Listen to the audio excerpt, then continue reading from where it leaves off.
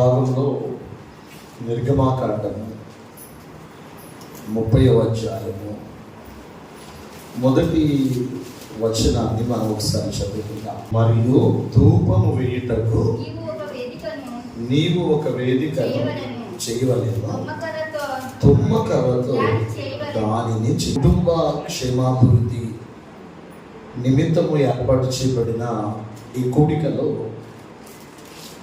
మీరు ఏ విధము చేతనైనా మీరు ఆశీర్వదించబడాలి, మీ కుటుంబాలకు క్షేమము కలగాలి అని ఒక భారముతో ప్రతి నెల ఏర్పాటు చేయబడుతున్న సభ ఇది. ఈ సభ ఎందుకొరకు అంటే మనం ప్రతిరోజు తినేటువంటి ఆహార పదార్థాల్లో మన మెనూని మార్చుకుంటూ ఉంటాం. ప్రతిరోజు బెండకాయ కూరే తినము, ప్రతిరోజు వంకాయ కూరే తినము. మధ్యలో ఏం చేస్తాం చెప్పాలి. మీరు ఆహారం తింటున్నారా? మధ్యలో మెనూని ఏం చేస్తాం, మనం మారుస్తూ ఉంటాం. నోరు చప్పడి కొట్టింది, ఈరోజు చికెన్ వేద్దాం, లేకపోతే మటన్ వేద్దాం, ఫిష్ వేద్దామని. బహుశా అందరు ఫిష్లు వండుతూ ఉన్నట్టున్నారు, మరుగుతున్నట్టుంది దాంట్లో. హల్లెలూయా హల్లెలూయా. ఇక ఒకవేళ చేప ఫలంగా ఉంచితే పాస్టర్ గారికి ఇవ్వాల్సి వస్తుందని వచ్చిన పాస్టర్ గారికి దాకలో పడేస్తే ఇంకే కూడా ఉండదు, తినేసి అయ్యారని చెప్పవచ్చు. మంచిది దేవుని బిడ్డలారా.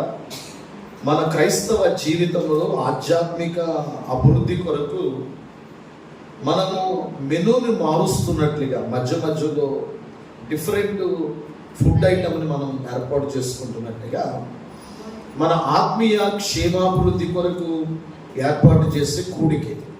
ఆమేన్. ఈ కూడిక ద్వారా ప్రభు మిమ్మలను దర్శించాలని ఆశపడుతున్నాడు. హల్లెలూయా హల్లెలూయా.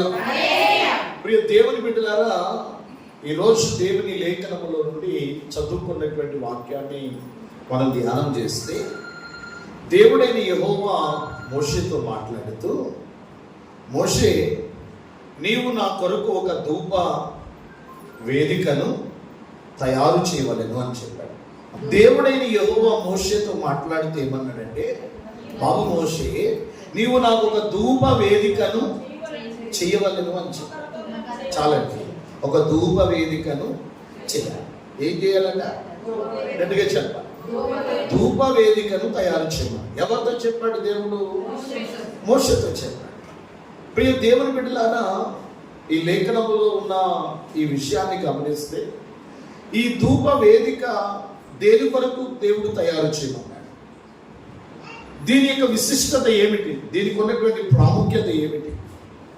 ఈ ధూప వేదికకు ఉన్నటువంటి ఆ విలువ ఏమిటి అని మనము ఈ రాత్రి ధ్యానం చేద్దాం. దేవుడు మోషేతో చెప్పి ఏమన్నాడంటే, మోషే నీవు నా కొరకు ఒక గుడారమును కట్టాలి అని చెప్పాడు. ఏం కట్టాలి అన్నాడండి? గుడారం కట్టాలి. ఎందుకు కట్టాలి అని అన్నాడంటే, ఇజ్రాయేలు యొక్క ప్రజలకి భక్తి జీవితం ఏ విధంగా మారిందంటే, దేవుడు ఐగుప్తులో ఉన్నటువంటి ప్రజలను మోషే ద్వారా విడిపించి వీరిని ఎక్కడికి తీసుకెళ్తున్నాడు? కనాను దేశానికి తీసుకెళ్తున్నాడు. ఎక్కడికండి? కనాను దేశం. ఇప్పుడు ఇది ఒక ప్రయాణం. ఎక్కడికి ప్రయాణం?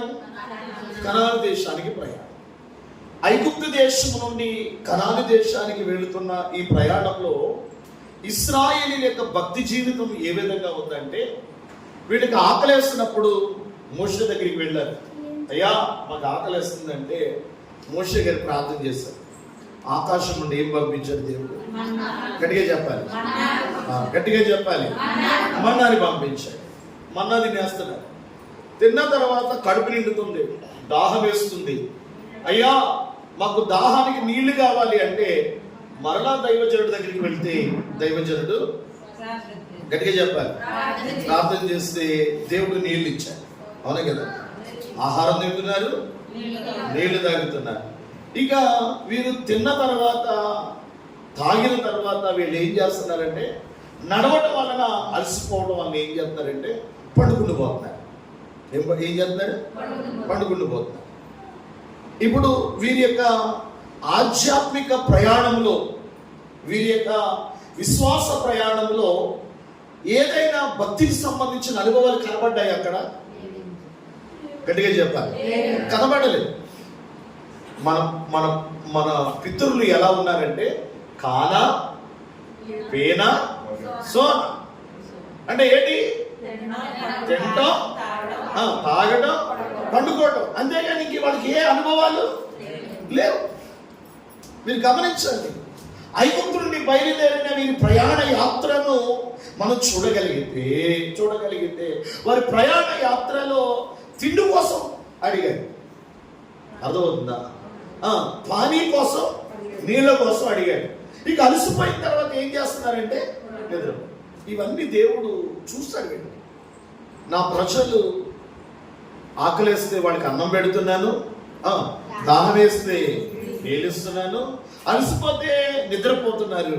కానీ వీళ్ళకి ఆధ్యాత్మిక చింతన అనేది లేదు అని దేవుడు గుర్తించి మోషేను ఒక దినాన్ని పిలిచాడు. బాబు మోషేలేరా అని పిలిచి ఏమన్నాడు తెలుసా? ఇదిగో ఈ ప్రజలను, ఏ ప్రజలు? మన పితరులు. ఈ ప్రజలను నేను కలుసుకోవటానికి, ఈ ప్రజలు నన్ను కలుసుకోవటానికి నువ్వేం చేయాలో తెలుసా? ఒక గుడారం కట్టాలి. ఏం కట్టాలి? గుడారం కట్టాలి. దానికి పేరు ఏం పెట్టాడు తెలుసా? ప్రత్యక్ష గుడారము. ఆమె చెప్పండి, దగ్గరగా చెప్పాలి. ప్రత్యక్ష గుడారం అని పేరు పెట్టాలి. అంటే ప్రత్యక్షత అంటే అర్థం ఏంటి? కాదు, తన్ను తాను బయలుపరచుకోవటం. దేవుడు తన ప్రజలతో ఉండాలి అని ఆశపడుతున్నాడు. ఆమేన్. దేవుడు తన ప్రజలను కలుసుకోవాలని ఆశపడుతున్నాడు. దేవుడు తన ప్రజల్ని కలుసుకోవటానికి, తన ప్రజలతో ఉండటానికి దేవుడు ఏం చేయమన్నాడంటే మోషేని పిలిచి, బాబు మోషే నువ్వు ఒక గుడారాన్ని కట్టాలి. ఆమేన్. గుడారం కట్టాలి. ఇప్పుడు మోషే ఏం చేశాడు? దేవుడు ఆజ్ఞాపించినట్లుగా చెప్పాలి, గుడారాన్ని నిర్మాణం చేస్తాడు, మందిరాన్ని కట్టాడు. అవునా కదా? మందిరము అనేటువంటి పదము బైబిల్ గ్రంథంలో 328 సార్లు రాయబడింది. ఆమేన్, ఆమేన్. మందిరము అనేటువంటి పదం అంటే దేవుడు మందిరానికి ఎంత విలువిచ్చాడో చూడండి. ఇప్పుడు దేవుని యొక్క ఉద్దేశం ఏమిటి అంటే ప్రజలు ఎక్కడికి రావాలని కోరుకుంటున్నాడు? హలో బిగ్గరగా. మరి ఇప్పుడు ప్రజలు ఎక్కడ ఉన్నారు? అదే దైవజనులు వ్యాధన. ఇప్పుడు నేను ఏమనుకోదు ఎలా అంటున్నానని, పాస్టర్ గారు ఎందుకు హార్ట్ అటాక్ వచ్చి చచ్చిపోతారు తెలుసా? పెరాలసిస్, స్ట్రోక్ ఎందుకు వస్తుంది తెలుసా పాస్టర్లకి? గట్టిగా మీరు పెట్టే మటన్ అంతా బాగా తిని కాదు, అర్థమైందా? మీరు పెట్టే చికెన్, మటన్ అండి ఆ రకరకాలైన ఫుడ్లు తిని ఈ మధ్యప్రదేశ్ పెంచి పని పాట లేకుండా అనుకుంటారు చాలా మంది. ఎందుకు చచ్చిపోతారు తెలుసా? ఖాళీగా ఉన్న స్థలాలను చూసి, ఖాళీగా ఉన్న కుర్చీలు చూసి, వేయబడిన బెంచీలు చూసి, అయ్యో నా ప్రజలు ఇంకా రాలేదేంటి, రాలేదని ఆలోచన. ఆ సందర్భం, ఆ విషయం ఎవరికి అర్థం కాదు, ఎవరికి అర్థం కాదు. ఆ దైవజనుల యొక్క ఆవేదన అంతా దేని మీద ఉంటుందంటే సంఘం మీద, బిడ్డల మీద ఉండదు, కానీ కుటుంబం మీద ఉండదు. ఫలానా వ్యక్తి రాలేదే, ఫలానా వ్యక్తి రాలేదే, ఫలానా ఆ వ్యక్తి కనిపించలేదే అనే ఆలోచన వారిలో, ఈ సేవకుల్లో అది అధికమైపోయి ఆ రకరకాలైన కాంప్లికేషన్ వల్ల చచ్చిపోతారు. ఖాళీగా ఉన్న మరకాలను చూసి, ఖాళీగా ఉన్న మందిరాన్ని చూసి, ఖాళీగా ఉన్నటువంటి ఆ చైల్డ్స్ను చూసి దైవజనానికి మనోవేదన ఎక్కువైపోతుంది. ఇప్పుడు ఇశ్రాయేలు ప్రజలను చూసినప్పుడు దేవుడికి కూడా అదే వేదన ఎక్కువయ్యింది. వీళ్ళకి ఆకలేస్తే చెప్పాలి, దాహం వేస్తే, వీళ్ళకి నిద్ర వస్తే పండుకుంటున్నారు, కానీ వీళ్ళకి ఏ చింతన లేదు. దైవ చింతన, గట్టిగా చెప్పండి, అక్క మీరు అందరికి నోరు ఉన్నాయా? అంటే నేను గట్టిగా మాట్లాడుతున్నాను అని మీరు ఫీల్ అవుతున్నారు ఏంటి? భయపడుతున్నారా? హల్లెలూయా. మన స్వరం అలా ఉంటుందండి, ఏమనుకోకుండా. హల్లెలూయా. ఏ చింతన లేదు, గట్టిగా చెప్పాలి. దైవ చింతన లేదు. ఆ దైవ చింతన లేదని గుర్తించి దేవుడు ఏం చేస్తాడంటే మోషేని పిలిచి, బాబు ఇదిగో వీళ్ళు తింటున్నారు, తాగుతున్నారు, పండుకుంటున్నారు, ఇదిగో ప్రయాణం చేస్తున్నారు తప్ప కానీ వీరు నన్ను కలుసుకోవటానికి, నేను వీరిని కలుసుకోవటానికి ఇదిగో స్థలం అంటూ ఏమీ లేదు కనుక నువ్వేం కట్టాలి? ఒక గుడార మందిరాన్ని కట్టాలి. హల్లెలూయా. ఆ మందిరాన్ని కట్టి దానికి ఏ పేరు పెట్టమన్నాడు అంటే ప్రత్యక్ష గుడారము అని పెట్టమన్నాడు. ఆమేన్. అంటే ప్రత్యక్షత అంటే తనకు తానుగా కనబరుచుకోవడం. దేవుడు ఎవరికి కనబడాలని అనుకుంటున్నాడంటే తన ప్రజలకు కనబడాలనుకుంటున్నాడు. హల్లెలూయా. తన ప్రజలకు కనబడి వారి యొక్క స్థితిగతులను మార్చడానికి దేవుడు ఒక ప్రత్యక్ష గుడారాన్ని కట్టమన్నాడు. హల్లెలూయా. హల్లెలూయా. హల్లెలూయా. కట్టబడిన మందిరంలోనికి ఎవరు రావాలి? దేవుని బిడ్డలు రావాలి. ఆమేన్. మందిరం కడితే సరిపోదు, ఆ మందిరంలోనికి ప్రజలు రావాలి. ఆ ప్రజలు దేవునికి కనబడటానికి, దేవుని కలుసుకోవడానికి ఇదిగో దేవుడు ఆలోచన చేసి ఏం చేస్తాడంటే ఒక మందిరాన్ని కట్టమన్నాడు. హల్లెలూయా. హల్లెలూయా. మందిరం కట్టారు, బానే ఉంది. మందిరం కట్టారు, బానే ఉంది. ఇప్పుడు దేవుడు ఆ మందిరం కట్టబడిన ఆ మందిరంలో దేవుడు ఏం చేయమన్నాడు తెలుసా? 6 రకాలైన వస్తువులను తయారు చేయమన్నాడు. అక్క అందరు విన్నారు? ఎన్ని రకాలైన వస్తువులు? 6 రకాలైన వస్తువులు. అందరూ మీరు చక్కగా చెప్పాలి. 6 రకాలైన వస్తువులు తయారు చేయమన్నాడు. ఏమండి, దేవుడు 6 రకాలైన వస్తువుల్ని ఎందుకు తయారు చేయమన్నాడు? 7 చేయొచ్చు కదా సంపూర్ణం, 12 చేయొచ్చు కదా. మీరు అందరూ మాట్లాడాలండి. అవునో కాదో, ఏదో ఒకటండి. ఇప్పుడు చిన్నపిల్లలు మీరందరూ అమ్మమ్మల దగ్గర పెరిగొచ్చారా? ఆయో ఏదో చెప్పండి. ఆయ్ అంటే మా వెస్ట్ గోదావరిలో అందరూ ఆయ్ అంటాం. ఈస్ట్ గోదావరి ఇప్పుడు అంటుకుంది ఈ మధ్యన. అంతకు ముందు వెస్ట్ గోదావరిలే ఆయ్ ఆయ్ ఆయ్ అనేవారు, అంచేత వాళ్ళకి పేరు అయిపోయింది. ఇప్పుడు ఆ వెస్ట్ గోదావరికి కాస్త ఈస్ట్ గోదావరిలో కలిపారు. ఇప్పుడు అందరూ ఒకటి అయిపోయాం. ఇంతకుముందు గోదావరి అవుతున్న వాళ్ళు ఇప్పుడేమో గోదావరి, 2 గోదావరి కలిపేశారు. హల్లెలూయా. ఈ మధ్యలో ఇంకే దారి లేదు, ఒకటే దారి. దేవుని బిడ్డలారా గమనించండి. ఇక్కడ ఏమంటున్నాడు? ఈ 12 వస్తువులు తయారు చేయకూడదా? ఎందుకు దేవుడు 6 వస్తువుల్ని తయారు చేయమన్నాడు? ఆ గుడారం కట్టాడు, మందిరాన్ని కట్టాడు. మందిరం కట్టిన తర్వాత దేవుడు మోషేకి ఏమని ఆజ్ఞాపించాడంటే ఈ మందిరంలో 6 రకాలైన వస్తువులను నువ్వు తయారు చేయాలి. ఆమేన్. ఎన్ని రకాలైన వస్తువులు? అందరూ చెప్పాలి. 6 రకాలైన వస్తువులు తయారు చేయాలి. 7 అనలేదు, 8 అనలేదు, 14 అనలేదు, 21 అనలేదు. 6 వస్తువులను మాత్రమే దేవుడు తయారు చేయమన్నాడు. ఎందుకు 6 రకాలైన వస్తువులు తయారు చేయమన్నాడు? ఆ 6 రకాలైన వస్తువులు ఏంటంటే ప్రియులారా, బలిపీఠము, గంగాళము, ధూపవేదిక, దీపవృక్షము, సముఖపు రొట్టెల వల్ల నిబంధన మందస్సు. హల్లెలూయా. ఎవరు సహాయపడలేదు నాకు, నేను ఏ విధంగా మీకు సహాయపడగలను అని అడుగుతారు కదా. అప్పుడప్పుడు కొందరు ఫోన్లు చేస్తారు. ఎన్ని రకాలైన వస్తువులు? గట్టిగా చెప్పండి. 6 రకాలైన వస్తువులను తయారు చేయాలి. 6 రకాలైన వస్తువుల్లో బలిపీఠము, గంగాళము, ధూపవేదిక, దీపవృక్షము, సముఖపు రొట్టెల బల్ల, నిబంధన మందస్సు. 6 రకాలైన వస్తువులు తయారు చేయాలి. పిల్లరా, ఈ 6 రకాలైన వస్తువులు తయారు చేయమనటానికి ఒక కారణం ఉంది. ఈ 6 రకాలైన వస్తువుల్ని నువ్వు తయారు చేసి ఎక్కడ పెట్టాలో తెలుసా? మందిరములో పెట్టాలి అన్నాడు. ఆమేన్, ఆమేన్. ఆనాటి కాలంలో మందిరాన్ని దేవుడు 3 భాగాలుగా విభాగించాడు. నేను మీ అందరికీ బాగా అర్థం అవ్వాలని చెప్తాను. దేవుడు మందిరాన్ని 3 భాగాలుగా విభాగించాడు. ఇప్పుడు మన మందిరం ఎన్ని భాగాలు ఉంటుంది అయ్యా? మన మందిరం 2 భాగాలుగా ఉంటుంది, అవునే కదా? ఉండదా లేదా? పరిశుద్ధ స్థలము, అతి పరిశుద్ధ స్థలం. చెప్పాలి, మీరు కూర్చున్నది పరిశుద్ధ స్థలం, పుల్పేట ఉన్నది అతి పరిశుద్ధ స్థలం.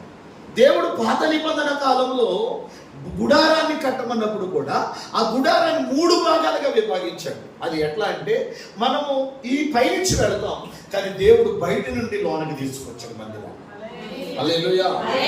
ఆ బయట ఆవరణము, పరిశుద్ధ స్థలము, అతి పరిశుద్ధ స్థలం, 3 భాగాలు. మళ్ళీ చెప్పండి, ఆవరణము, పరిశుద్ధ స్థలము, అతి పరిశుద్ధ స్థలం.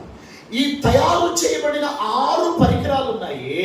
ఈ 6 పరికరాలు పిల్లల ఆ మందిరం అనేటువంటి ఆవరణం మొదలుకొని మందస్సము ఉండేటువంటి అతి పరిశుద్ధ స్థలము వరకు వాటిని పెట్టాలి. హల్లెలూయా, హల్లెలూయా. ఈ 6 వస్తువులు ఎందుకు తయారు చేయమన్నాడంటే, దానికి నిర్వచనం చెప్తాను ప్రియులారా. దేవుడు సృష్టిని ఎన్ని రోజులు చేశాడు? అంతేనా? అబద్ధమా నిజమా? 6వ రోజున ఎవరు చేశాడు? ఇంకొంచెం గట్టిగా చెప్పండి. మనిషినా? ఎవరిని? మానవుని చేశాడా లేదా? చూడండి, మందిరములో పెట్టబడిన వస్తువులు ఎన్ని? గట్టిగా 6 కదా. మానవుని తయారు చేసిన రోజు ఎన్ని? 6వ రోజున మానవుని చేశారు కదా.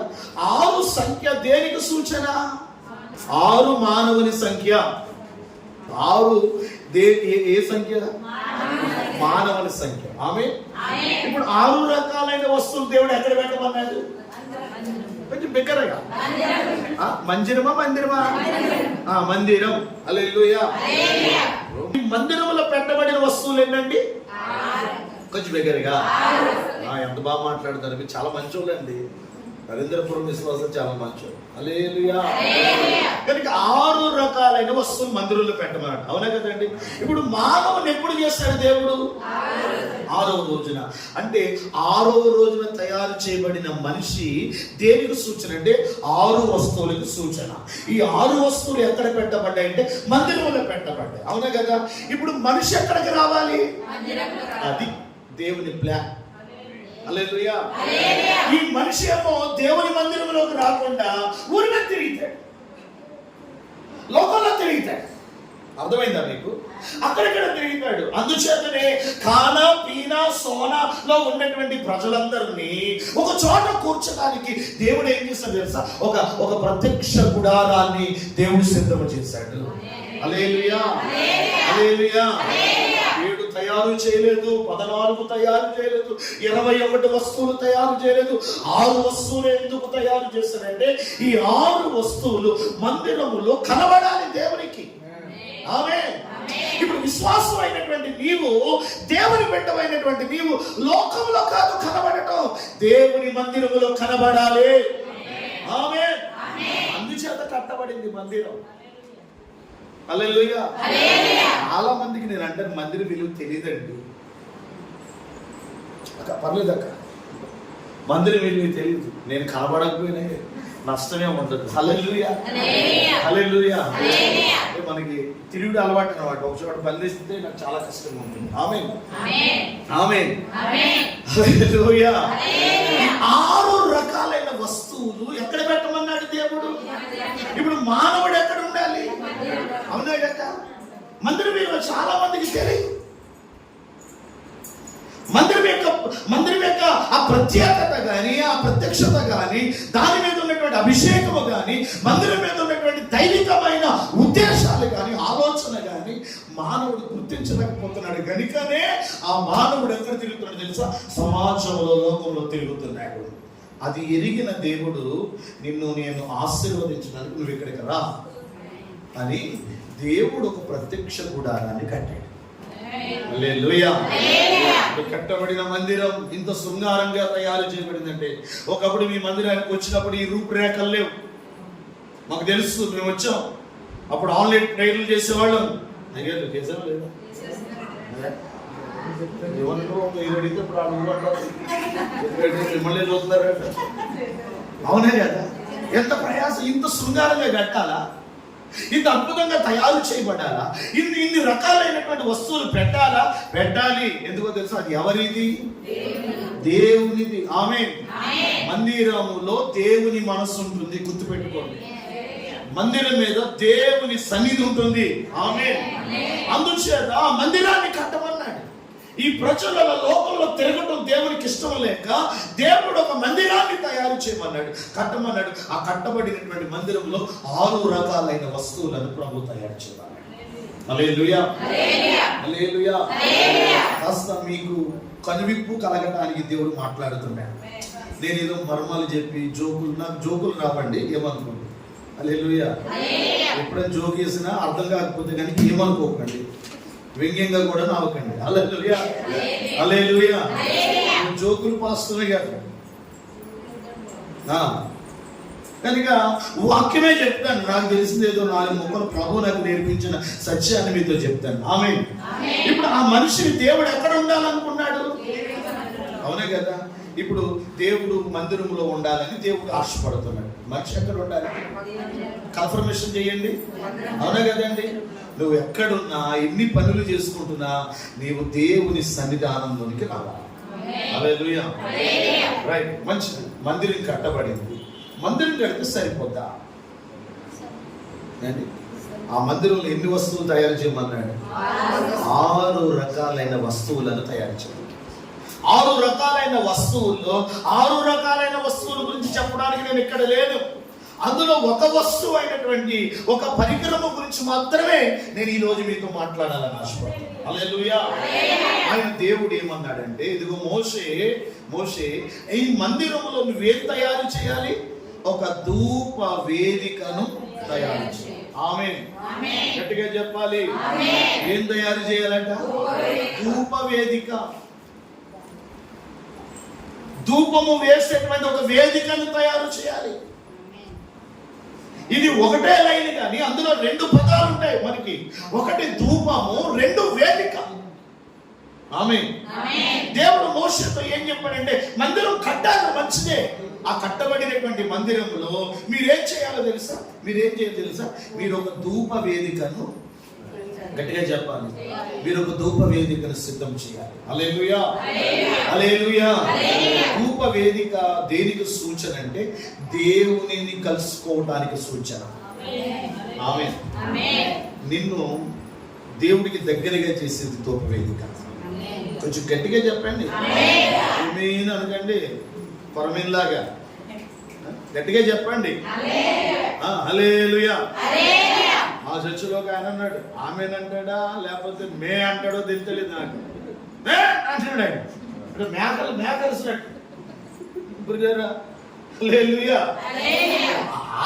ఎక్కడికి ఎగిరిపోతుందో తెలియట్లేదు. ఆ తర్వాత 2 పదాలు మాత్రమే కనపడుతున్నాయి నాకు. అంటే నాకు వినికుడి లోపమా లేకపోతే ఆయనకు మాట లోపమా నాకు అర్థం కాదు. హల్లెలూయా. కొంచెం దగ్గరగా హల్లెలూయా. ఏం చేయాలంట? ఏం చేయమన్నాడు? ధూప వేదికను తయారు చేయమన్నాడు. ఈ ధూప వేదిక దేనికి సూచనగా ఉన్నదంటే దేవునిని కలుసుకోవడానికి సూచనగా. ఆమేన్. ఒక మనిషి దేవుని కలుసుకోవాలంటే ఖచ్చితంగా ఆ వ్యక్తి ఏం చేయాలి తెలుసా? ఒక ధూప వేదికను కట్టుకోవాలి. ఆమేన్. మీరు ఎప్పుడైనా గమనించండి, అన్యజనులు ఇల్లు కట్టుకున్నప్పుడు బెడ్రూమ్ కడతారు, ఆ కిచెన్ కడతారు, హాల్ కడతారు, దానితో పాటు ఏం కడతారు? దేవుడి గది కూడా కడతారు. ఏ గది? దేవుడి గది. ఎందుకు కడతారు? అంత ఇంటిలో ఆ దేవుడి గదిని ఎందుకు పెట్టారు? దేవుడు కొరకు నియమించబడిన స్థలం అది. అవునా కదా? దేవుడి కొరకు ప్రతిష్ఠించబడిన అది ఒక స్థలము. నా ఇంటిలో దేవుడు ఉండాలి, నేను దేవుడి దగ్గరికి వెళ్ళాలి, నా దేవుడు నా ఇంటిలోనికి రావాలి అనే ఉద్దేశంతోనే కదా వారు ఒక దేవుడి గది కట్టేది. అవునా కదా?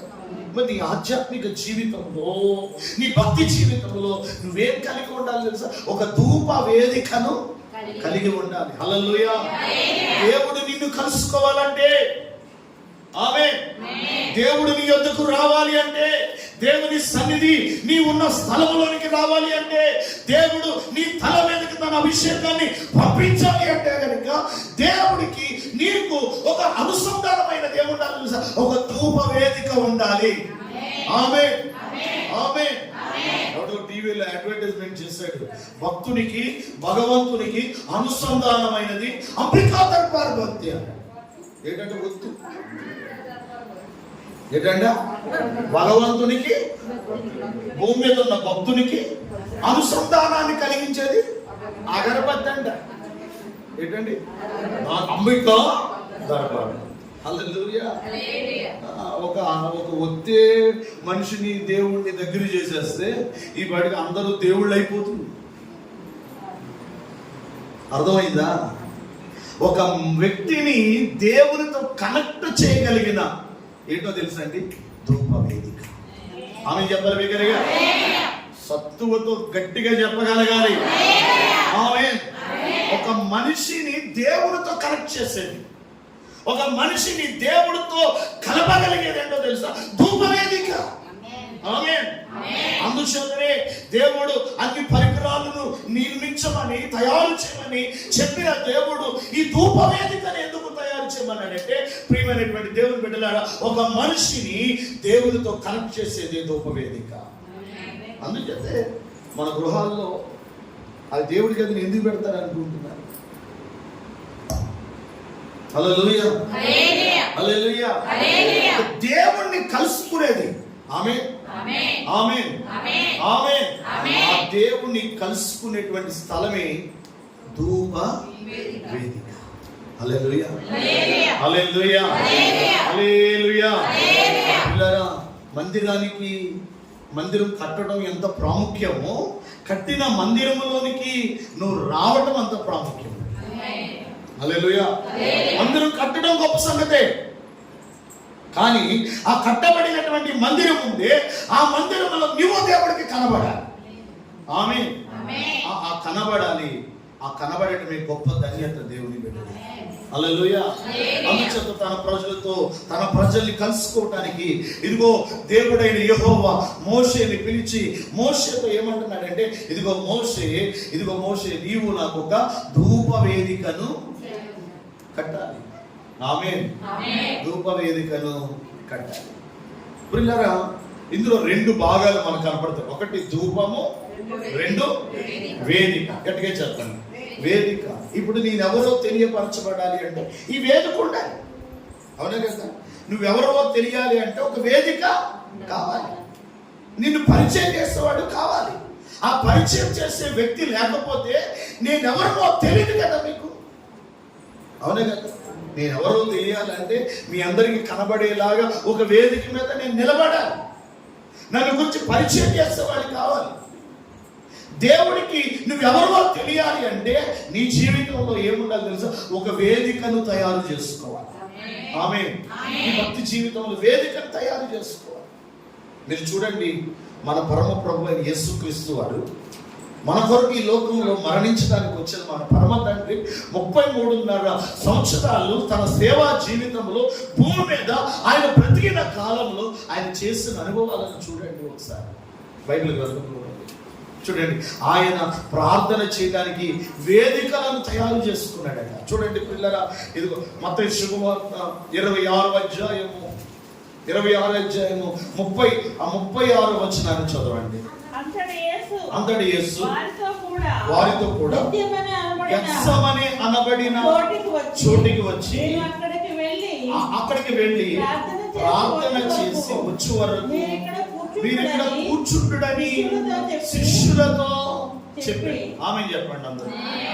యేసు ప్రభు వారు ప్రార్థన చేయడానికి వేదికను దేని తయారు చేసుకున్నాడు? అది గట్టిగా చెప్పాలి అందరూ. గెత్సెమనే అనే అనబడే తోటను ఒక వేదికగా చేసుకున్నాడు. హల్లెలూయా.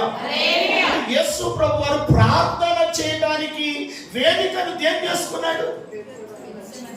ఇప్పుడు మనం చెప్పుకున్న వాక్యానికి సింక్ అవుతుంది, అర్థమైందా మీకు?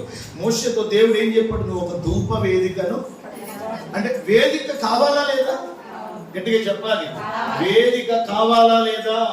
ఇప్పుడు యేసు ప్రభు అంతటి వారే ప్రార్థన చేయడానికి ఎక్కడికి వెళ్ళారట? గెత్సెమనే తోటలోనికి, గెత్సెమనే వనాన్ని ఆయన వేదికగా చేసుకున్నాడు.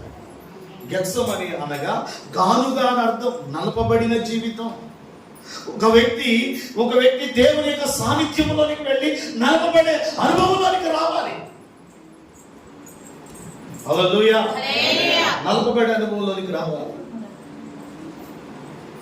మరొక విషయాన్ని చెప్తారు, యేసు ప్రభు వారు ఆయన వేదికలుగా చేసుకున్న అనుభవాలు చెప్తారు. ఒకటి, గెత్సెమనే తోటను వేదికగా చేసుకున్నారు.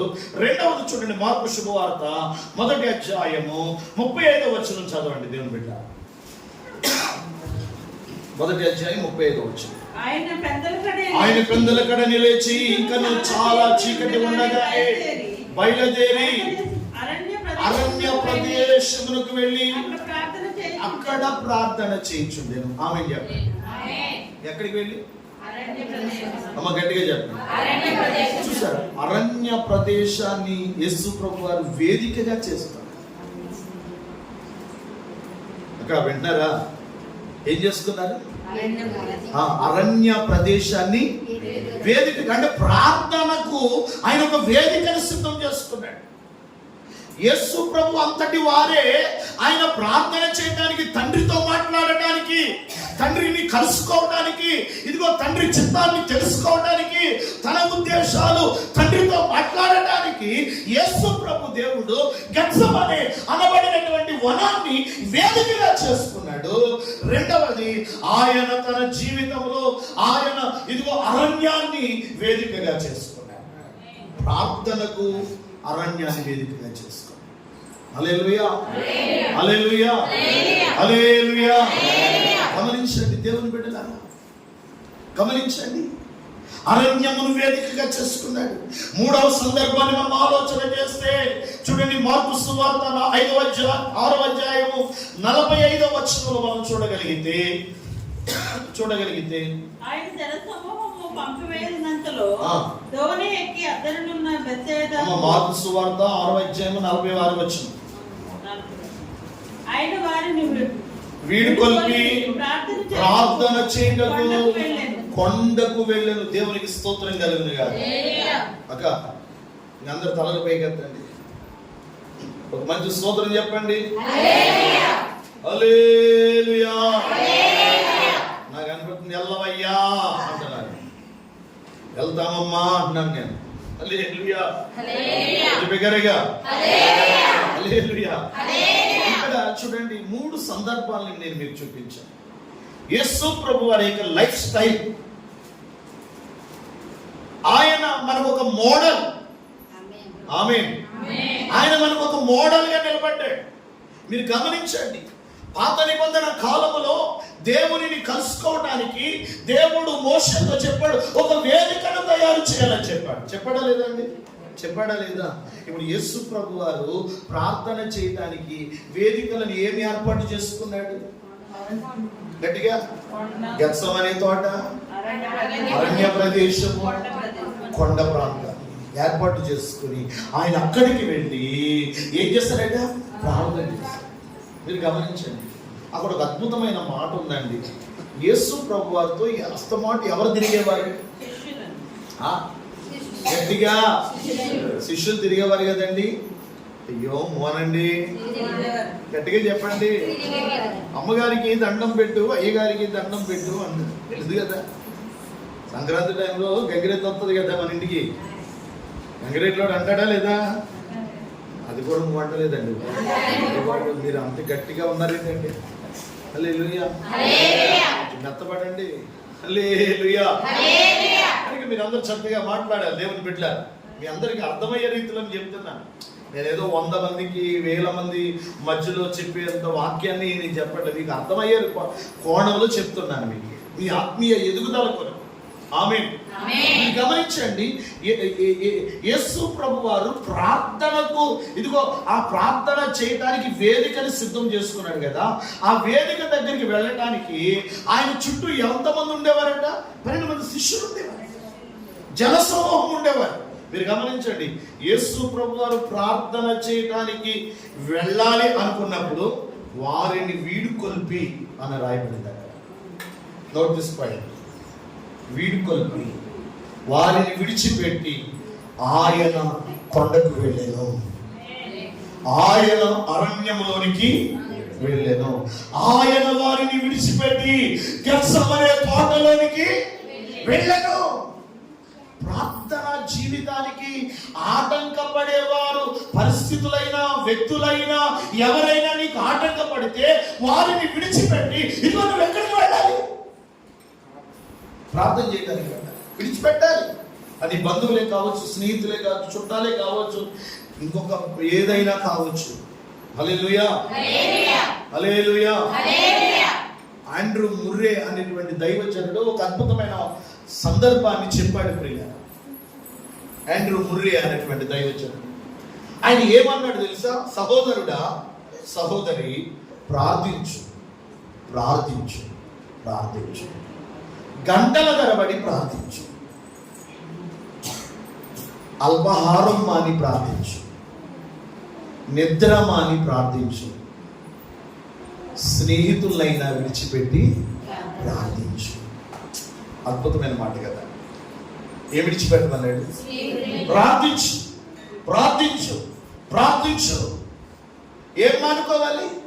ప్రార్థన చేయడానికి అవసరమైతే నిద్ర మానాలి, ప్రార్థన చేయడానికి అవసరమైతే అల్పాహారం టిఫిన్ అన్నా మానుకోవాలి. ప్రార్థన చేయడానికి అవసరమైతే నీ స్నేహితులైనా బంధువులైనా విడిచిపెట్టి, ప్రార్థనకి ఆటంకంగా ఉన్న వారిని విడిచిపెట్టి నువ్వు వెళ్ళి ప్రార్థన చేయడానికి వెళ్ళాలి. ఆ వేదిక దగ్గరికి వెళ్ళిపోవాలి. యేసు ప్రభు వారు వారిని వీడుకొల్పి, ఆమేన్. యేసు ప్రభు వారు ఏం కట్టుకున్నాడు? ఆయన వేదికలను, గట్టిగా చెప్పాలి, వేదికలను కట్టుకున్నాడా లేదా? గట్టిగా చెప్పాలి. వేదికలు కట్టుకున్నాడా లేదా? కట్టుకున్నాడా లేదా? ఎందుకు కట్టుకోవాలి అంటే మనం దేవునికి కనబడటానికి. ఆమేన్. ఇది అద్భుతమైన మాట. ధూప వేదిక హలో సిస్టర్, ధూప వేదికను తయారు చేసి దేవుడు ఎక్కడ పెట్టమన్నాడు తెలుసా? మందిరములో మందసానికి ఎదురుగా పెట్టమన్నాడు. అది నోటీస్ పాయింట్. మందసానికి ఎదురుగా. మందస్సములో ఎవరు ఉంటారంటే దేవుడు ఉంటాడు, దేవుని సన్నిధి ఉంటాడు. అంటే నీ ప్రార్థన, పిల్లలు గమనించండి, నీ ధూప వేదిక దేని ఎదురుగా ఉండాలంటే మందసానికి ఎదురుగా ఉండాలి. నువ్వు దేవునికి కనబడటానికి. ఆమేన్. అందుచేత నీ ప్రార్థన దేవునికి కనబడాలి, నీ ప్రార్థన దేవునికి వినబడాలి. కొంచెం బిగ్గరగా చెప్పండి, శక్తి తెచ్చుకోండి. హల్లెలూయా. మీ అందరికి మంచి భోజనం పెడతాం, ముక్కల భోజనం, ఎనర్జీ వస్తుంది. హల్లెలూయా. మీరందరూ ఉపవాసము దీక్షలో ఉన్నట్టున్నారు. ఈ 45 రోజులు దీక్షలో ఉన్నారా? అదేనమ్మా, ఫాస్టింగ్ లో ఉన్నారా? మంచిది ఉంటే మంచిది. ఆమేన్, ఆమేన్. ఉపవాసం తగలకూడదు అయితే. హల్లెలూయా, హల్లెలూయా. చూడండి, ఈ ధూప వేదిక దేనికి ఎదురుగా పెట్టాలట? మీరు గమనించండి. మందస్సు మీద అనుకోండి. ఇప్పుడు ధూప వేదికను తయారు చేసి ఆ ధూప వేదికను తెచ్చి ఈ మందస్సానికి ఆపోజిట్ లో పెట్టాలి, కనబడేలాగా. అంటే నీ ప్రార్థన, నిన్ను తయారు చేసుకున్న వేదిక ఉంది, ఆ వేదిక మీద నుండి నీ ప్రార్థన ఎవరికి వినబడాలి? అది దేవునికి వినబడాలి, దేవునికి కనబడాలి. అంటే కనబడేది నీవు, వినబడేది నీ స్వరం. నాకు సరిపోలేదండి. కనబడేది నీవు, వినబడేది నీ స్వరం. మరి నువ్వు కనబడుతున్నావా? నీ క్షేమం కొరకే కదా ఏర్పాటు చేయబడిన ఈ కూడిక, నీ ఆత్మీయ అభివృద్ధి కొరకే కదా, నీ జీవితంలో ఉన్న ఏ బంధకాలు అయితే ఉన్నాయో, ఏ సమస్యలు అయితే ఉన్నాయో, ఏ ఇబ్బందులు అయితే ఉన్నాయో, వాటన్నిటి నుండి విడగొట్టడానికి నీకు క్షేమము కలగటానికి ఏర్పాటు చేయబడిన క్షేమాభివృద్ధి కూడికలే కదండి. అవునా కదా? అవునా కాదో చెప్పండి. క్షేమాభివృద్ధి కూడికే కదా. మరి నీ క్షేమము కొరకు ఏర్పాటు చేయబడిన నీ క్షేమము కొరకు నీ ప్రార్థన దేవుడు వినాలి అంటే, ఇదిగో దేవుడికి నువ్వు కనబడాలి అంటే నీవు ఏం చేయాలో తెలుసా? దేవుని మందిరంలో నీ ఒక ధూప వేదికగా మారిపోతున్నావు. వేదికగా మారిపోవాలి. మనం వేదికగా మారిపోవాలి. తయారు చే వేదిక. ఆండ్రూ ముర్రే అనే దైవజనుడు చెప్పినట్లుగా ప్రార్థించు. అందరిని విడిచిపెట్టైనా ప్రార్థించు. ఆహారం మానేసన్న ప్రార్థన చేయి. స్వల్పహారాన్ని విడిచిపెట్టి ప్రార్థన చేయి. నిద్రలోక్తిని విడిచిపెట్టి ప్రార్థన చేయి. ఎందుకు చెప్పాడు? యేసయ్య తన ప్రార్థన జీవితంలో రాత్రంతా గడపలేదు. ఆయన గట్టిగా చెప్పాడు. కొండ మీద ఏకాంతంగా గడపలేదు. ఆయన ఏమండి, తెల్లవారుజామున పెందలకడనే ఇంకను చీకటి ఉండగానే ఎక్కడికి వెళ్ళాడట? ఆయన ప్రార్థన చేయడానికి వెళ్ళాడు. ఆమేన్. నీ జీవితంలో ప్రార్థన గురించి మాట్లాడుతావు, ప్రార్థన గురించి చెప్తావు, కానీ ప్రార్థనని ఒక ఆయుధముగా నువ్వు ధరించగలిగావా? నీ బ్రతుకులో, నీ వ్యక్తిగతమైన జీవితంలో వినడం ప్రాముఖ్యమే, కానీ విన్న దానిని నీ జీవితంలో ఆచరణలో పెట్టగలుగుతున్నావా? యేసు ప్రభు వారికి అర్థమైంది ప్రత్యక్ష గుడారాన్ని ఎందుకు కట్టమన్నాడు, ఆ ప్రత్యక్ష గుడారంలో ధూపవేదికను ఎందుకు పెట్టమన్నాడు, పాత నిబంధనలో చెప్పబడిన దాని యొక్క నైతిక విలువలు యేసు ప్రభు వారు 33 సంవత్సరాలు తన సేవా జీవితంలో అర్థమైంది కనుకనే ఆయన ప్రార్థన చేయడానికి ఆయన అరణ్య ప్రాంతానికి వెళ్ళాడు, ప్రార్థన చేయడానికి గెత్సెమనే తోటకు వెళ్ళాడు, ప్రార్థన చేయడానికి కొండ మీదకి వెళ్ళాడు. ఆయన ఈరోజు నీ వేదిక ఏది? నీ వేదిక ఎక్కడ ఉంది? నీ వేదిక దగ్గర నువ్వు కనబడుతున్నావా? నీ వేదిక దగ్గర నీ స్వరం వినబడుతుందా? హల్లెలూయా, హల్లెలూయా, హల్లెలూయా. దేవుడు నిన్ను ఆశీర్వదించాలి అంటే నీవు దేవుడికి ఒక ధూప వేదికను కట్టాలి. మీరు గమనించండి, మన మూల పితృడైన అబ్రహాము గురించి చూడండి. ఆదికాండ 12వ అధ్యాయం ప్రియులారా 7వ వచనాన్ని మనం చూసినట్లయితే అక్కడ రాస్తాడు కదా, చూడండి 7వ వచనం. అబ్రహాము యెహోవా అబ్రహామునకు ప్రత్యక్షమైన నీ సంతానమునకు ఈ దేశం ఇచ్చేదని చెప్పగా అతడు తనకు ప్రత్యక్షమైన యెహోవాకు ఏం కట్టాడట? గట్టిగా చెప్పాడు. వేదికను తయారు చేశాడా లేదా? గట్టిగా చేశాడా లేదా? తనకు కనబడే దేవునికి, దేవుడు నీకు కనబడాలి అంటే నువ్వు ఒక వేదికను కట్టాలి అంటే. ఆమేన్. అబ్రహాము తన ప్రయాణ జీవితంలో ఎక్కడికి వెళ్ళినా మీరు గమనించండి, అబ్రహాము ఇదిగో ఊరు అనే ప్రాంతం నుండి బయలుదేరి వచ్చినప్పుడు ప్రియులారా, అతని యొక్క ప్రయాణం అంతటిలో అబ్రహాము ఎక్కడికి వెళ్ళినా అతడు వెళ్ళిన ప్రతి చోట ఒక వేదికను కట్టేవాడు. ఆమేన్. ఒక బలిపీఠాన్ని కట్టేవాడు. హల్లెలూయా, హల్లెలూయా. జీవితం అనే ఈ ప్రయాణంలో మనల్ని ప్రభు పిలుచుకునే వరకు మనం ఏం చేయాలి తెలుసా? మనం వేదికలు కట్టడం మొదలు పెట్టాలి. ప్రార్థనా వేదికలు కట్టాలి. ఆ ప్రార్థన వేదికల దగ్గర మనం ప్రార్థన చేయాలి. హల్లెలూయా, హల్లెలూయా. మనకు ప్రత్యక్షమైన దేవునికి బలిపెట్టాలి. దేవుడు నీకు కనబడాలి అంటే కనుక నువ్వు ఒక వేదికను తయారు చేసుకో. యేసయ్య గెత్సెమనే తోటలోకి ఎందుకు వెళ్ళాడు? అరణ్య ప్రాంతానికి ఎందుకు వెళ్ళాడు? కొండ మీదకి ఎందుకు వెళ్ళాడంటే దేవుడితో మాట్లాడటానికి. తండ్రి అయిన యెహోవా దేవుడితో మాట్లాడటానికి వెళ్ళాడు. ఆయన చిత్తాన్ని తెలుసుకోవడానికి వెళ్ళాడు. తన ఉద్దేశాలన్నీ కూడా, తన ఆలోచనలన్నీ కూడా తండ్రికి చెప్పడానికి చెప్పడానికి యేసు ప్రభు వారు ప్రార్థనకు వేదికను సిద్ధం చేసుకున్నాడు. దేవుని బిడ్డ హల్లెలూయా. ఈరోజు దేవుడు కలుసుకోవడానికి, నీ స్వరం దేవుడికి వినపడటానికి నువ్వేం కట్టాలండి? గట్టిగా చెప్పాలి, బలిపీఠమును కట్టాలి. హల్లెలూయా.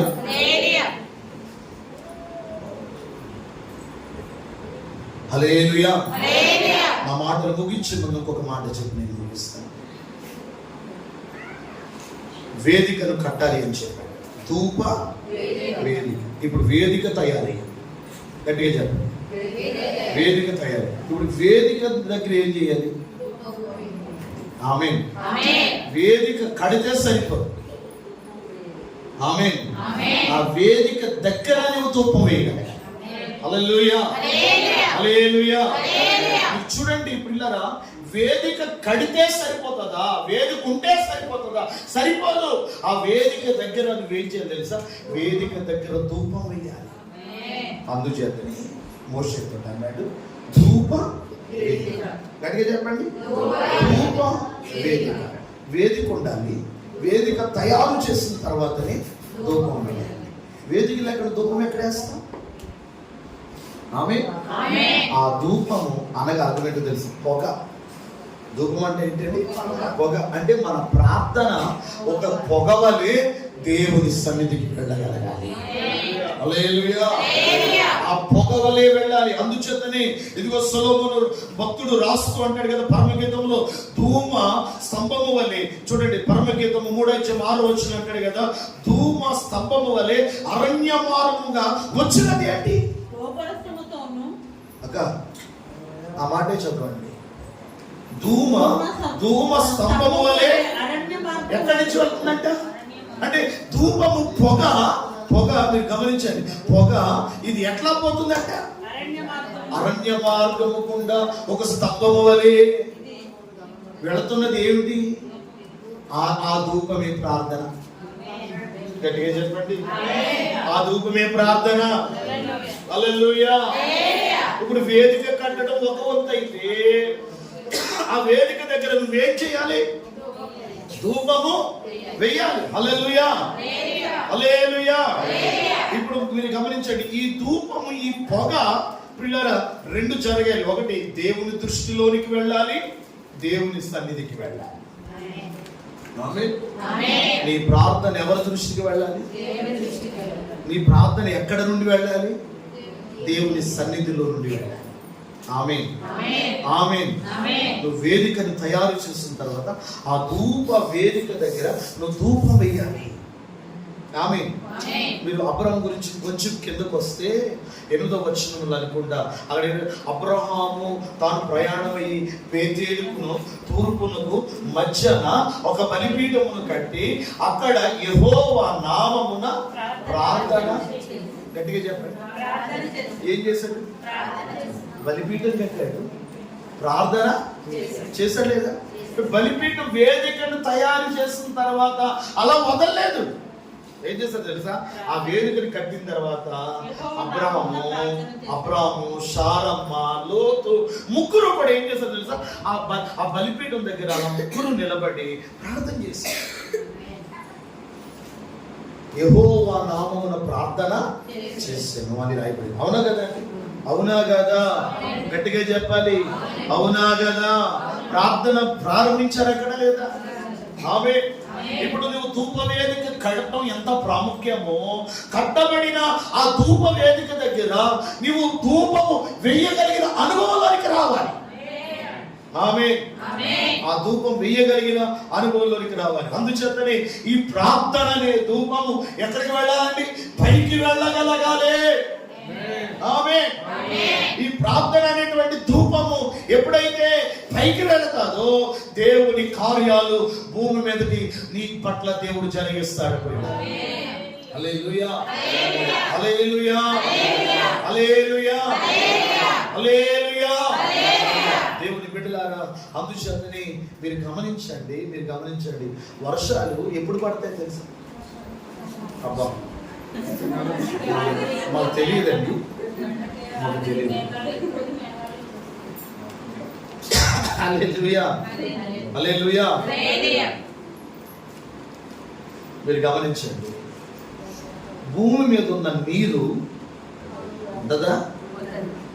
అనండి, భూమి మీద ఉన్నటువంటి నీరు వేడికి ఆవిరిగా మారి, హలో కొంచెం వెనకాల చెప్పండి, భూమి మీద ఉన్న నీరు, భూమి మీద ఉన్న నీరు వేడికి ఆవిరిగా మారి, అర్థమవుతుంది, సూర్యుని వేడికి ఆవిరిగా మారి ఆవిరి మేఘాల మీదకి తాగుతుందట. అర్థమవుతుందా? ఈ పొగ, ఈ ఆవిరి మేఘాలకి వెళ్ళి మేఘాలను చల్లబరుస్తుందట. మేఘాలను చల్లబరిచినప్పుడు వర్షం భూమి మీదకి వస్తుంది. ఇది సైంటిఫిక్ లాజిక్. అర్థం కాదు నువ్వు, ఇది సైంటిఫిక్ లాజిక్. అర్థమైందా? అంటే భూమి మీద ఉన్న విశ్వాస యొక్క ప్రార్థన, వినాలి వినాలి, భూమి మీద ఉన్న విశ్వాస యొక్క ప్రార్థన ధూపం వలె ఎక్కడికి వెళ్ళాలి? గట్టిగా దేవుని సన్నిధికి వెళితే, దేవుని సన్నిధికి వెళితే దేవుణ్ణి చల్లబరిచి దీవెన్లు క్రిందకు కురిపిస్తుంది. గట్టిగా చెప్పడం. మరి ఆ వేడి కలిగిన ప్రార్థన ఈ భూమి మీద నుండి నువ్వు పంపిస్తున్నావా? చూడండి, అందుచేతనే ఒక మాట అంటాడు చూడండి, ఒక మాట అంటాడు చూడండి ప్రియులారా, చూడండి లేవియా కాండము 6వ అధ్యాయం 13వ వచనం చూడండి. లేవియా కాండము 6వ అధ్యాయం 13వ వచనం. ఫాస్ట్ గా. బలిపీఠం మీద అగ్ని నిత్యం. అమ్మా ఆ పదమే చాలా గట్టిగా చదవాలి బిడ్డ. బలిపీఠం మీద, బలిపీఠం మీద, అమ్మా మళ్ళీ చదవండి. బలిపీఠము మీద అగ్ని నిత్యము మండుచూ ఉండవలెను. ఏం చేయబడాలంటే అగ్ని నిత్యము మండించబడాలి. అది ఏమవ్వకూడదు, ఆరిపోవడానికి వీలు లేదు. హల్లెలూయా. కట్టబడిన వేదిక ఉంది, ఆ వేదిక మీద నువ్వేం చేయాలి? అగ్ని మండించాలి. గట్టిగా చెప్పండి. ఏం అర్థం కాలేదా? యేసు రక్తం చేయి. హల్లెలూయా. అప్పుడు ఏమంటున్నాడు? బలిపీఠం మీద అగ్ని నిత్యము మండుచూ ఉండాలి. ఆమేన్. నువ్వు దగదగ మండుతూ ఉండాలి. నువ్వు మంట మండుతున్నప్పుడు ఆ మంటలో వచ్చేటువంటి ఆ పొగ ఉందే, ఆ ప్రార్థనలో దగదగ మండుతున్నప్పుడు ఆ పొగ ఉందే, ఆ పొగ ఎక్కడికి వెళుతుందంట? దేవుని సన్నిధికి వెళుతుంది. దేవుని సన్నిధిలో నుండి ప్రియులారా దైవికమైన ఆశీర్వాదాల్ని భూమి మీదకి పంపిస్తుంది. హల్లెలూయా, హల్లెలూయా, హల్లెలూయా. అంటే ఆ బలిపీఠం మీద ఆ అగ్ని ఏమవ్వాలట? కొంచెం గట్టిగా చెప్పండి. మండుచూ ఉండాలి. అవునా కదా? అంటే అగ్ని మండాలి అంటే ఈ బొగ్గులని ఎందులో వేయాలి? అవునా కదా? నేను అంటే నువ్వు బొగ్గువా నిప్పువా? గట్టిగా. మరి చాలా మంది ఇంకా బొగ్గులాగానే ఉన్నారు. నల్ల మసిగొప్పు ఏంటండి? మసిగొప్పు కాదండి, మసిబొగ్గు. మనం ఏం మాట్లాడతామో కొన్నిసార్లు అర్థం కాదు కదా. బొగ్గులాగా ఉంటే మండపు ఆ బొగ్గు కాస్త ఎక్కడికి వెళ్ళాలి? ఏంటి? ఆ బలిపీఠం మీదకు పోవాలి. కట్టబడిన ధూప వేదిక మీదకు పోవాలి.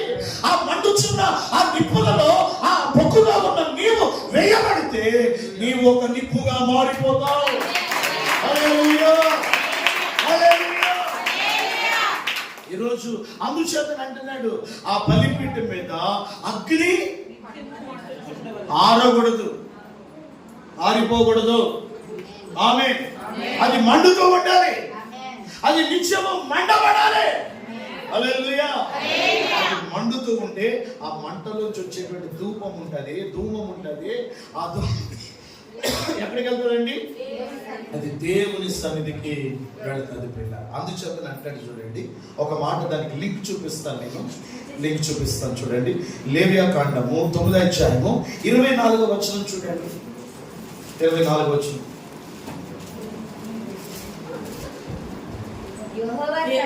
యెహోవా సన్నిధి నుండి అగ్ని బయలు వెళ్ళి బలిపీఠం మీద ఉన్న దహన బలి ద్రవ్యములను ప్రభువును కాల్చివేసింది. అంటే చూడండి, అగ్ని దిగి రావాలి అంటే కింద నుండి ఏం వేయాలి?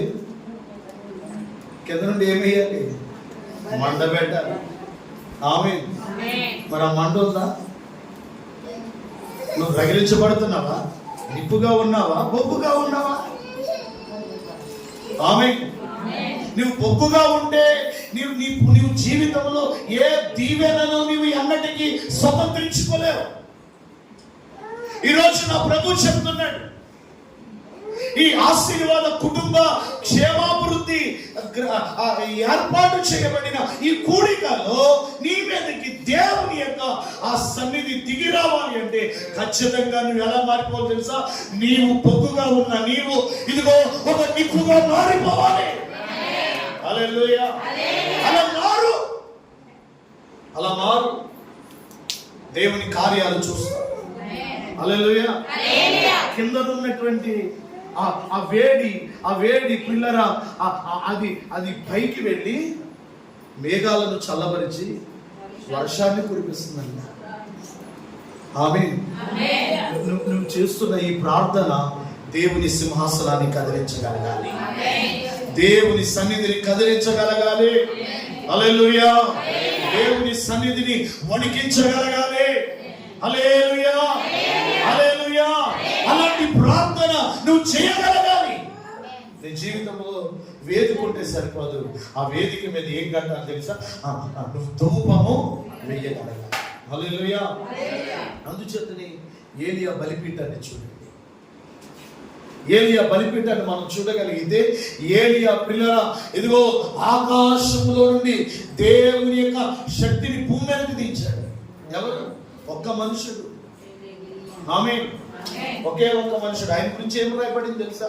మనలాంటి స్వభావం కలిగిన వాడే కదా, మనకులాంటి ఆలోచనలు ఉన్నాయి కదా, మనకులాంటి బాడీ ఉంది కదా, మనకులాంటి తత్వం కలిగిన వాడే కదా. ఒక మనలాంటి మనిషి ఆ బలిపీఠం దగ్గర నిలబడి 450 మంది బయలు ప్రవక్తలు ఉంటే ఈ ఒక్కడు నిలబడి ఇదిగో యెహోవా నామమున ప్రార్థన చేయగానే అగ్ని ఎక్కడికి వచ్చిందంటండి? బలిపీఠం మీదకి దిగి వచ్చింది. హల్లెలూయా. హల్లెలూయా. అంటే ఏలియా ప్రార్థన చేశాడా లేదా? చెప్పాలి. ధూపం వేసాడా లేదా? చేశాడా లేదా? బలిపీఠం మీద నిప్పులు ఆరిపోకుండా ఉండినట్లుగా, ధూపం ఆరిపోకుండా ఉండినట్లుగా నీవు నిత్యం అది మండించబడేలాగా నువ్వు ప్రార్థన చేయగలిగితే నా దేవుడు ఇదిగో ఆకాశంలోని అగ్నిని పంపించి ఇదిగో బలిపశువును ఇదిగో దహించి వేస్తున్నట్లుగా, ఆ కందకమును దాని మీద ఉన్న కట్టెలను ఇదిగో దహించి వేస్తున్నట్లుగా నా దేవుడు తన శక్తిని భూమి మీదకి దించగలిగినాడు. పిల్ల హల్లెలూయా. భూమి మీదకి దించగలిగింది, దేవుని శక్తిని దించగలిగింది ప్రార్థన ఒకటి. హల్లెలూయా. అందుచేత జాన్ నాక్స్ అనేటువంటి దైవజనుడు తన ప్రార్థన జీవితంలో ఏమని చెప్పాడు తెలుసా? ఓ లార్డ్ గివ్ మీ స్కాట్లాండ్. దేవుణ్ణి అడిగాడట, ప్రభువా నాకు స్కాట్లాండ్ దేశాన్ని ఇయ్యే, నువ్వు ఇవ్వకపోతే కనుక నన్ను చంపే. ఏం త్యాగం అండి ప్రార్థన, ఏం త్యాగం అండి ప్రార్థన.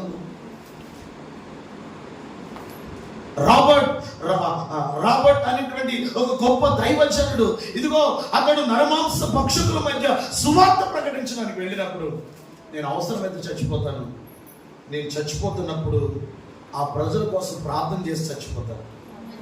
హల్లెలూయా. ఆ నరమాంస భక్షకుల మధ్య మోకాళ్ళ మీద నిలబడి ప్రార్థన చేస్తున్నాడట. ప్రార్థన చేస్తుంటే ఆ నరమాంస భక్షకులు వచ్చారట. రాబర్ట్ ఇంకొక పదం ఉంటుంది ఆయన పేరు. ఆయన మోకాళ్ళ మీద ఉండి ప్రార్థన చేస్తుంటే ప్రియులారా వాళ్ళు వచ్చి వెర్రి కేకలు వేస్తూ వ్యంగ్యంగా మాట్లాడుతారే, ఈ రోజు మనకు భోజనం దొరికిందిరా అని ఆనందపడుతూ ఉంటే ఆయన ప్రియులారా ప్రార్థన చేస్తున్నాడట. ఆ ప్రార్థన చేస్తుంటే ఆయన నాలుగుని ఇలా కట్ చేస్తారట, కత్తితో కోస్తారట. ఆయన కట్ చేయబడిన నాలుగుతో ఏమని మాట్లాడే తెలుసా? నా సమస్తం యేసునికి, ప్రభువా ఈ ప్రాంత ప్రజలను రక్షించు.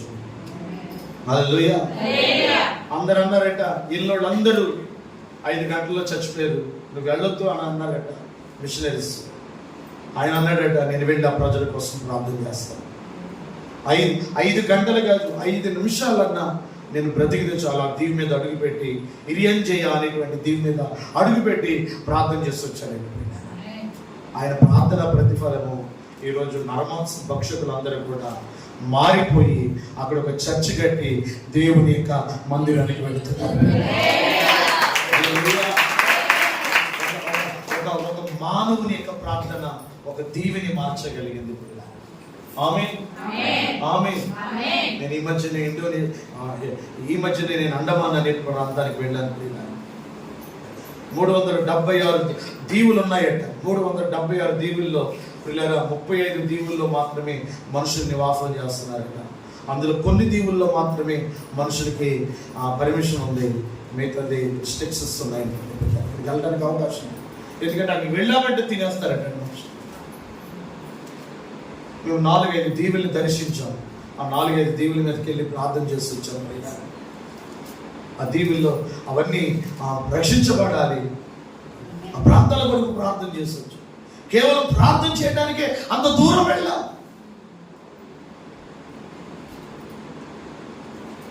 నేను ఎందుకు చెప్తున్నానంటే ప్రార్థన అద్భుత కార్యాలు జరిగిస్తుంది. ప్రార్థన దేవుని మనసును కరిగిస్తుంది. ప్రార్థన కఠినమైన పరిస్థితుల్ని మార్చగలదు. ఆమేన్, ఆమేన్. క్రింద చేయబడిన ఏ ప్రార్థన ధూపం అయితే ఉందో ఆ ధూపము పైకి వెళ్ళగానే ఆకాశములో నుండి భూమి మీదకి దేవుడు అగ్నిని పంపించాడంట. హల్లెలూయా. నీ జీవితంలో కూడా దేవుడు అగ్నితో కూడిన కార్యాలు చేస్తాడు. ఆమేన్, ఆమేన్. అలా జరగాలి అంటే కనుక నీ జీవితంలో కఠినమైన పరిస్థితులన్నీ కూడా మారిపోవాలి అంటే కనుక నీ జీవితంలో, నీ వ్యక్తిగతమైన, నీ కుటుంబం జీవితంలో, నీ బ్రతుకులో నువ్వేం కలిగి ఉండాలి తెలుసా? నీ ఒక ధూప వేదికను కలిగి ఉండాలి. వేదిక ఎంత ప్రాముఖ్యమో ఆ వేదిక దగ్గర నువ్వు దేవుని దగ్గర ప్రార్థన చేసే వ్యక్తిగా మారాలి ప్రియులారా. అందుచేత ప్రియులు రాసిన పత్రిక 5:5-7 చూస్తే ప్రియులారా, యేసు ప్రభువారు శరీరధారిగా ఉన్న దినాలలో అని ప్రస్తావిస్తారు. చూడండి ఆ మాట. ప్రియులు రాసిన పత్రిక 5:5-7 వరకు చూస్తే అక్కడ ఒక అద్భుతమైన మాట రాస్తాడు.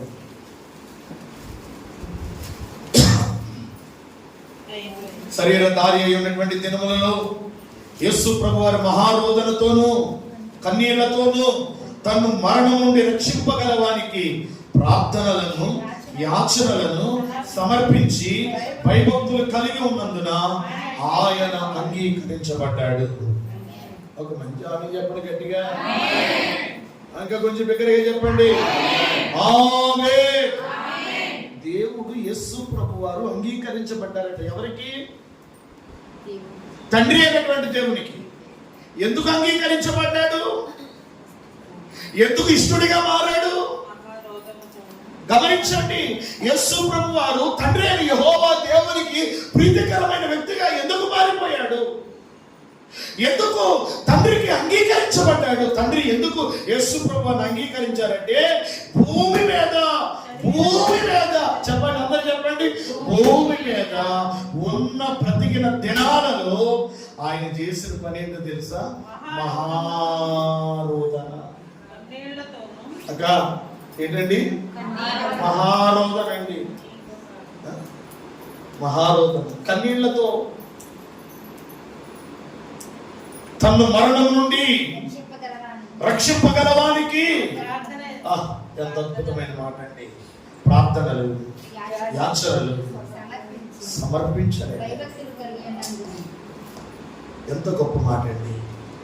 భూమి మీద ఇంకా బ్రతుకున్నావు కదా, ప్రార్థన చేయవు మరి. 3 పూట్ల పీక దాకా తినేద్దాం కదా. హల్లెలూయా. అదే మాంసం కూర అయితే పిల్లలు 5 సార్లు కూడా లాగేస్తాం.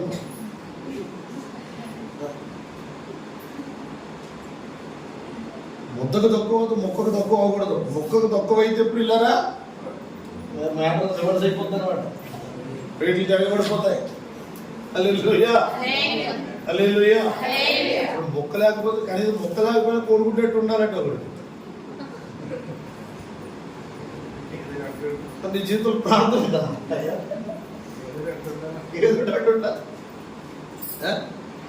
దిగుతా లేదండి. ప్రార్థన చేయకుండా పైనుంచి దేవుడు దించుతాడు కిందకే. పైనుంచి దేవుడు అన్ని ఇవ్వాలంటే నువ్వు మింగటం కాదు, కక్కడం కూడా నేర్చుకో. ఆమె అనలేదు ఎవరు చేసినట్టు. మింగేయడం తెలుసు కానీ కక్కడం తెలియదేంటి? హల్లెలూయా. గట్టిగా చెప్పండి. హల్లెలూయా. కథ కంచికి నేను మా ఇంటికి వెళ్ళే లోపు కదా 2 మొక్కలు కథ గట్టిగా చెప్తే సంతోషంగా అమ్మయ్య బాగానే పనిచేస్తుంది ఆ వాక్యం అని అనుకుంటాను. లేకపోతే కారులో కూర్చొని నేను కూడా పడవలసి వస్తుంది. ఎంతసేపుగా మారుడు మనసు రాలేదు, నీకు ఎవరికి అర్థం కాలేనట్టు తీసుకొచ్చిందంటారు అని బాధ. హల్లెలూయా. ఆ మహారోగం నాకు లేకుండా, కన్నీళ్ళు నాకు లేకుండా ఇలాగా అర్థమైతే కనుక ఒక మంచి సూపర్ చెప్పండి. అర్థమైపోతే అర్థమైందా? మెక్కడం తెలుసు కానీ కక్కడం తెలీదు. దేవుని సన్నిధిలో మహారోదనతో గడిపాడట యేసు ప్రభు. ఏ దారిగా ఉన్నప్పుడు? మనిషిగా ఉన్నప్పుడు. మరి నువ్వు భూమి మీద మనిషిగా ఉన్నావు కదా, మరి నువ్వు ఎప్పుడు ప్రార్థన చేస్తావు? నువ్వెప్పుడు ప్రార్థన చేస్తావు? ఎప్పుడు దేవుడిని అడుగుతావు?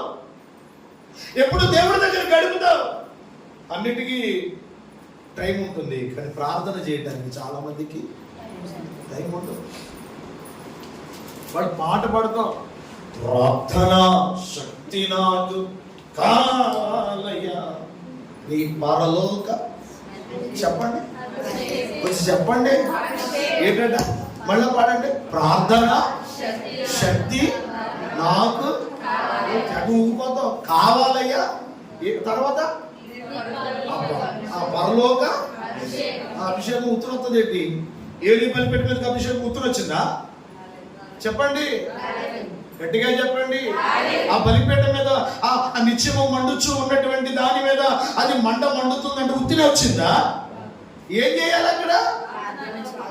పొయ్యి ఒకటం ఎంతమందికి తెలుసు? పొయ్యి ఒకటం. ఇప్పుడు పొయ్యి లేండి, గ్యాసులు వచ్చేసింది. కానీ పొయ్యిలు తెలుసా ఇది వరకు?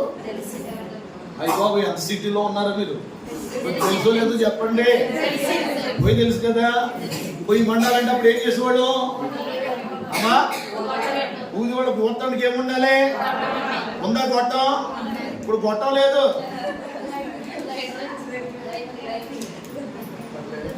గొట్టం లేదు. గొట్టం ఊతుంటే కళ్ళ నీళ్ళు వచ్చేసేది. మరి తెలుసా మీకు? పిల్లరా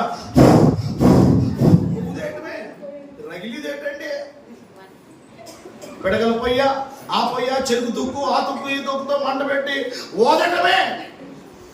మరి ఊది అనుకోలేకపోతే నిప్పు ఎలా తయారవుద్ది? గట్టిగా చెప్పాలి. మనం ఊదుతున్నావా? పనిపేట దగ్గర ధూపవేదిక దగ్గర ధూపం వేస్తున్నావా? చెప్పాలి.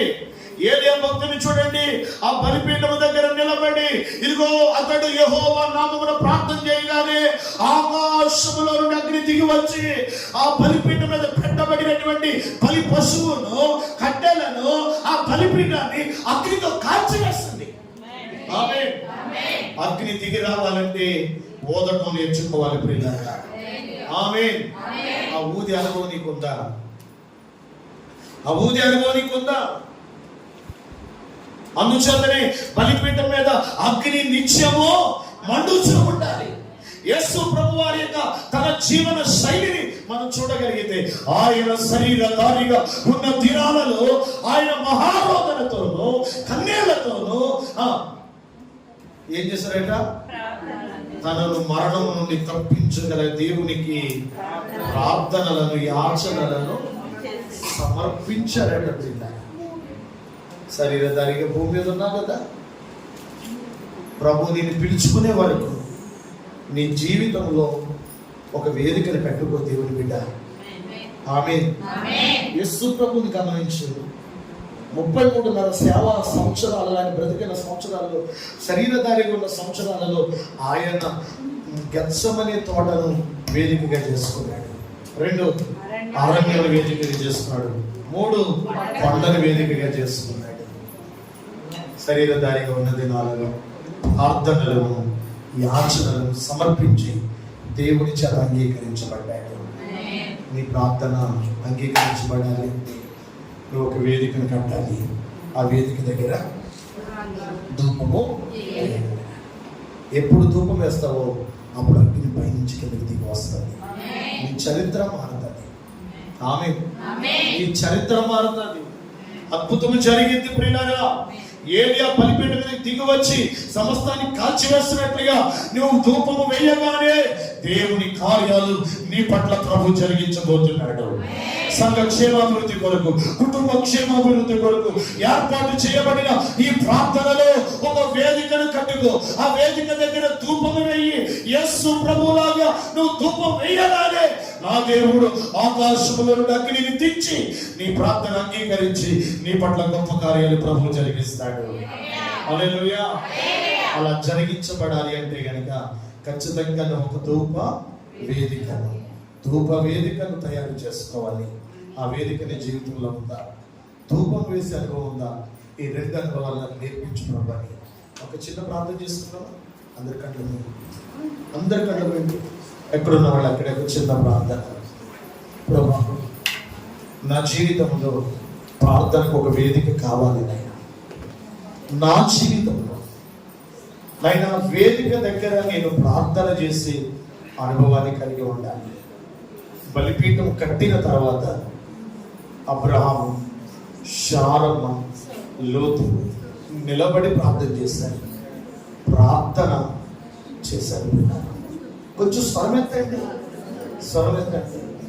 ఏలియా బలిపీఠము కట్టాడు. దాని మీద బలి పశువుని సిద్ధం చేశాడు.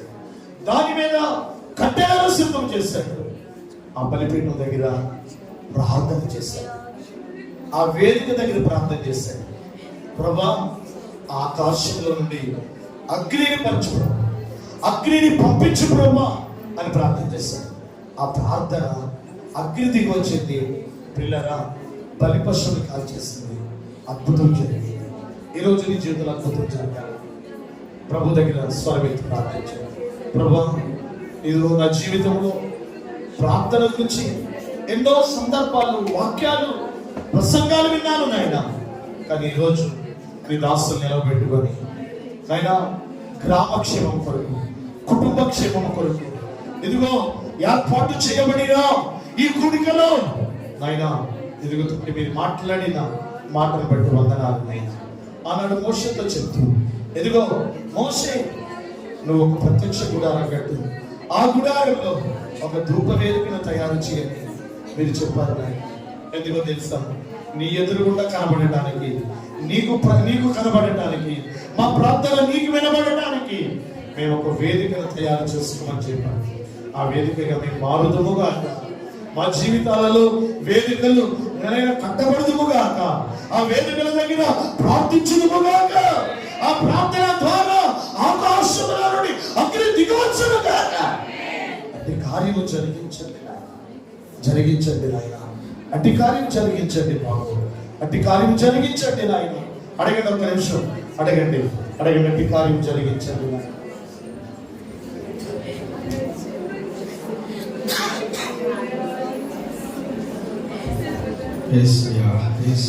అందరూ ప్రార్థన చేయాలి. ప్రతి వారు ప్రార్థన చేయాలి. ఈ రాత్రి వేళ